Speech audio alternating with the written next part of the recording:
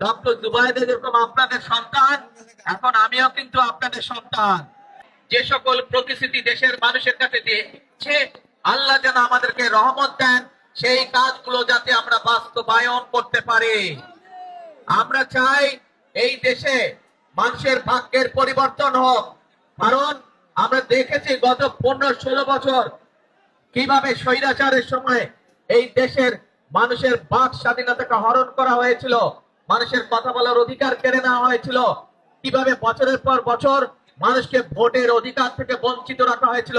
গত 15-16 বছর কি আপনারা ভোট দিতে পেরেছেন? এই ভাই ওই যে দূরে যারা আছেন পুকুর পাড়ে ভোট দিতে পেরেছেন? ভোট দিতে পারেন নাই। এই যে আমার হাতের ডান দিকে, ভোট দিতে পেরেছেন আপনারা? ভোট দেবেন। নতুন ভোটার কারা কারা আছেন? ম্যাক্সিমাম নতুন ভোটার, আলহামদুলিল্লাহ হাত নামান। এখন এই যে নতুন ভোটার, আপনাদেরকে দায়িত্ব নিতে হবে আগামী দিনের এই দেশকে সুন্দরভাবে গড়ে তোলা। আমরা যে ফ্যামিলি কার্ড দিব মায়েদের জন্য, ঘরে ঘরে সেই ফ্যামিলি কার্ড যাতে পৌঁছতে পারে আপনাদেরকে খেয়াল রাখতে হবে। দেশের কৃষক ভাইদেরকে যে কৃষি কার্ড দেব, আমরা আমাদের বহু এই যে সিলেট অঞ্চলের বহু মানুষ লন্ডন ইউরোপে যায়, দেশের বিভিন্ন অঞ্চলে মানুষ, এই যে তরুণ মানুষ যুবক যারা, তাদেরকে আমরা বিভিন্ন রকম ট্রেনিং দিতে চাই, যাতে করে যখন বিদেশে যাবে যাতে ভালো করে তারা ভালো চাকরি পেতে পারে। আপনারা কি এরকম ট্রেনিং নিয়ে বিদেশ যেতে চান? ইনশাআল্লাহ বিএনপি সরকার সেই ট্রেনিং এর ব্যবস্থা করবে, প্রত্যেক জেলায় জেলায় সেরকম ট্রেনিং এর ব্যবস্থা করবে, যাতে ট্রেনিং নিয়ে এবং বিদেশি ভাষা শিক্ষাও আমরা দিব, যাতে করে তারা যেতে পারে এবং ভালো বেতনের চাকরি যাতে করতে পারে। সেই বেতনের টাকা দেশে পাঠালে পরিবার শান্তিতে থাকবে, দেশের উন্নয়ন হবে ইনশাআল্লাহ। একইভাবে আমরা দেশের কৃষকদের সমস্যার সমাধানের জন্য বিভিন্ন জায়গায় যে সমস্যা, যে পানির সমস্যা, আমরা খাল খনন করতে চাই। খাল খননের, শহীদ জিয়া খাল খনন করেছিলেন। এখানে কি কেউ আছেন শহীদ জিয়ার খাল খনন দেখেছেন বা জানেন? কেউ আছেন? কোন মুরব্বী আছেন শহীদ জিয়ার সময়? ওই যে হাত তুলে দেখেছে মুরব্বীরা। আমরা সেই খাল খনন কর্মসূচি আবার শুরু করতে চাই সমগ্র বাংলাদেশে। খাল খনন করলে কি উপকার হবে আপনাদের? এলাকার মানুষের উপকার হবে। সেই খাল খনন কর্মসূচি আমরা আবার চালু করতে চাই। কাজে এই কাজগুলো, যেই কাজগুলো করলে এলাকা, দেশের মানুষের সন্তানরা শিক্ষিত হবে, দেশের যুবকরা বিদেশে চাকরির ব্যবস্থা করতে পারবে, যে পরিকল্পনা গ্রহণ করলে দেশের নারী সমাজ, দেশের মা বোনেরা সচ্ছলতা লাভ করবে ফ্যামিলি কার্ডের বিনিময়ে। যেই কৃষক কার্ড দিলে কৃষকদেরকে আমরা সহযোগিতা দিব, সেই কৃষক কার্ডের মাধ্যমে কৃষকদেরকে আমরা স্বাবলম্বী করে গড়ে তুলতে চাই। কাজে এই কাজগুলো যদি আমাদেরকে করতে হয়, ইনশাআল্লাহ ধানের শীষকে জয়যুক্ত করতে হবে। কাকে জয়যুক্ত করতে হবে? ধানের শীষকে জয়যুক্ত করতে হবে। আর আমিও ডক্টর জুবাইদা যেরকম আপনাদের সন্তান, এখন আমিও কিন্তু আপনাদের সন্তান। কাজেই এই পরিবারের অংশ হিসাবে, এই পরিবার সদস্য হিসাবে আমিও এই এলাকার সন্তান। কাজে আমারও আপনাদের কাছে দাবি রয়ে গেল। কি সেই দাবি?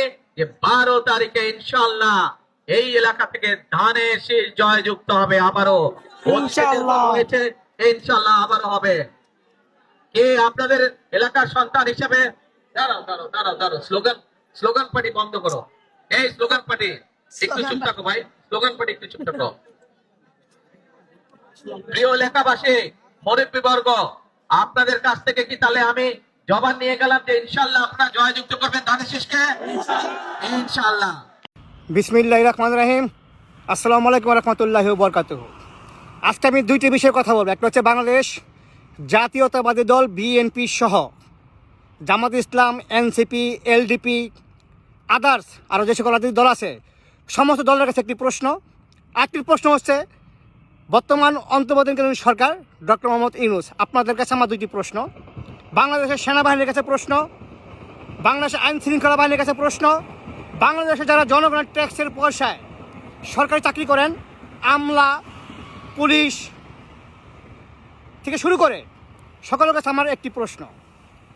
বাংলাদেশের অবৈধভাবে খুনি হাসিনা, অবৈধ হাসিনা, ভোট ডাকাত হাসিনা গত 17 বছর যে জুলুম, অন্যায়, অবিচার করেছে, হয়তো আওয়ামী লীগের একটা অংশ যারা আওয়ামী লীগ করতো, যারা লুটপাট করার ভাগ পাইতো, যারা ভাগ খাইতো, আওয়ামী লীগের এমপিরা, মন্ত্রীরা হয়তো এদের সন্তানরা কোটিপতি হয়েছে, প্রবাসে বাড়িঘর করছে, এরা ভালো ছিল, কিন্তু সাধারণ জনগণ এবং অপোজিশন দলের নেতা হিসাবে আমি একজন কর্মী বিএনপির, আমি জাপানের সাবেক সেক্রেটারি ছিলাম, আমি এই আওয়ামী লীগের বিরুদ্ধে কথা বলার কারণে আমি আমার জীবনে 19 বছর হারাইছি। 19 বছর আমি দেশে যেতে পারি নাই। আমি দলের জন্য 1.5 থেকে 15 কোটি টাকা দলের জন্য বিভিন্ন আন্দোলন সংগ্রামে শুরু করে জাপানের প্রোগ্রাম থেকে শুরু করে নষ্ট করছি। অর্থাৎ আমার যৌবন হারাইছি, অর্থবিত্ত হারাইছি। আমার চেয়ে 1000 গুণ বেশি বাংলাদেশে যারা রাজপথে ছিলেন তারা ভুক্তভোগী হয়েছেন, ঘরবাড়ি হারাইছেন, বাবা মা হারাইছেন, অনেকে সন্তান হারাইছেন, অনেকে স্বামী হারাইছেন, অনেক বোনেরা মৃত হয়েছে। তাহলে এই বিচারগুলি না করার আগে জুলাই বিপ্লব আন্দোলন যারা করলো, জুলাই আগস্টে যারা আন্দোলন করলো, এই যে বাংলাদেশে শত শত মায়ের সন্তান হারাইলো, বাবার সন্তান হারাইলো, শত শত বোন স্বামী হারা হইল, শত শত শিশু সন্তান বাবা হারা হইল, মাতৃহারা হইল, এই দায়বদ্ধতা কে নিবে? এর আওয়ামী লীগের লুটপাটের বিচার, অবৈধভাবে ক্ষমতা থাকার বিচার, আওয়ামী লীগের সহযোগীকারীদের বিচার না করে আজকে এই যে বাংলাদেশ জাতীয়তাবাদী দল বিএনপি, জামাত, এনসিপি তো আজকে আসছে, মানে শুক্র 8 দিন। হয়তো এনসিপি জন্ম হয়েছে জুলাই বিপ্লব আন্দোলনের পরে, ঠিক আছে, কিন্তু এনসিপির আজকে যারা প্রতিনিধি তারা কিন্তু আসলে নির্বাচন মানে হাসিনার পতনের আগে তাদের কিন্তু কোনো মুখে হাসিনার বিরুদ্ধে কোনো বক্তব্য দেখি না। কিন্তু আমি সাগর সিকদার থেকে শুরু করে অসংখ্য মানুষ যার যে অবস্থান থেকে প্রতিবাদ করছে, অনেক নেতারা আওয়ামী লীগের বিরুদ্ধে কথাই বলে নাই। আজকে যে নির্বাচনে আপনারা যাচ্ছেন, নির্বাচনে পাশ করার পরে সেটা জামাত হোক, বিএনপি হোক বা এনসিপি হোক, অন্য কোনো দল হোক, আপনারা যে খুনি হাসিনার বিচারগুলি করবেন এটার 100% গ্যারান্টি কি? কারণ বাংলাদেশের একটা ছোট দেশ, এদেশে প্রত্যেকটা ঘরের মতোই কে আওয়ামী লীগ করে, কে বিএনপি করে। দল ক্ষমতায় গেলে, জামাত ক্ষমতায় গেলে, এনসিপি ক্ষমতায় গেলে, অন্য দল ক্ষমতায় গেলে আপনারা যে ব্যক্তির স্বার্থে এই অপরাধীদের ক্ষমা করে দিবেন না, বা নেতারা যে টাকার বিনিময়ে বিক্রি হয়ে যায়। কারণ একজন নেতা প্রয়োজনের পথ বদলায় ফেলায়, রাজনীতি বদলায় ফেলায়, দল বদলায় ফেলায়, জনগণ কিন্তু ভুক্তভোগী হয়। এই জিনিস আমাদের বুঝতে হবে। তাহলে আমাদের উচিত ছিল এই বর্তমান অন্তর্বর্তীকালীন সরকার ডক্টর মোহাম্মদ ইউনূসকে চাপ প্রয়োগ করাইয়া খুনি হাসিনা শাসনা বলে যে সকল আমলারা ছিল, যে সকল প্রশাসনের বড় বড় দায়িত্ব ছিল, এটাকে রদবদল করার দায়িত্ব ছিল, উচিত ছিল।